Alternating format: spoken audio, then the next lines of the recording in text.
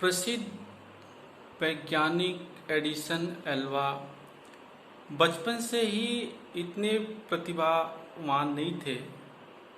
बचपन से ही एक महान पुरुष नहीं थे।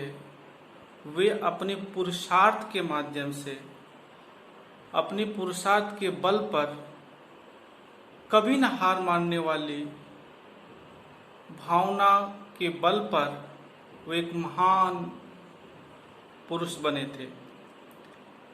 उन्होंने बल्ब का आविष्कार किया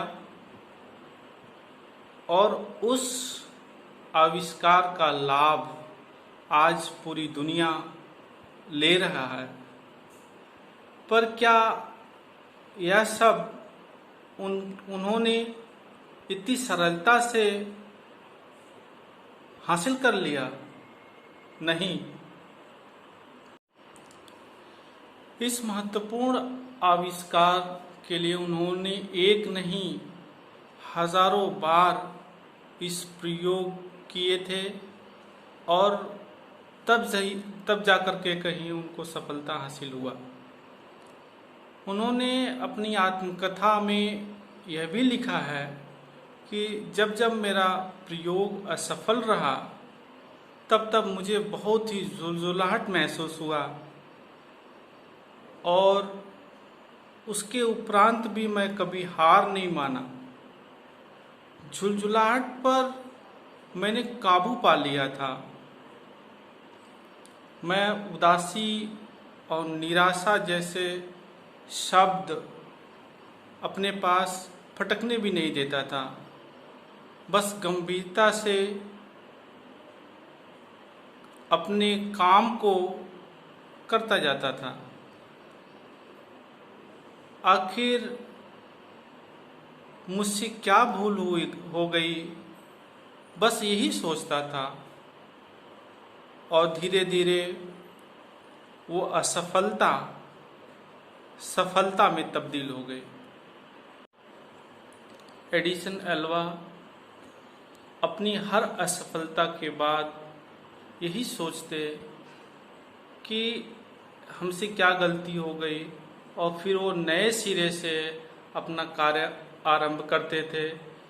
फिर गलतियां होती थी, फिर उसको करेक्ट करते थे और इस प्रकार धीरे धीरे उनको सफलता मिलने लगी। और एक ऐसा समय आया जब उनको पूर्ण सफलता मिल गई। तब उनको लगा कि आज मैं एक आविष्कारक का तबका हासिल कर लिया। यदि एडिसन घबरा करके अपनी असफलता को ध्यान में रखते तो कभी एक अच्छे महान वैज्ञानिक के रूप में उनको नहीं जाना जाता। हो सकता है कि बल्ब का आविष्कार, अगर वो असफलता को ध्यान में रखते तो हो सकता है कि वो बल्ब का आविष्कार नहीं कर पाते और इसका श्रेय किसी और को मिलता, कोई और आविष्कार करता। लेकिन उन्होंने कभी न हार मानने वाली कार्य किया और साहस के साथ उन्होंने इसका आविष्कार किया बल्ब का, जिसे उन्हें एक महान वैज्ञानिक के रूप में जाना जाता है। तो इस कहानी से हमें ये प्रेरणा मिलती है कि हमें कभी भी हार नहीं मानना चाहिए।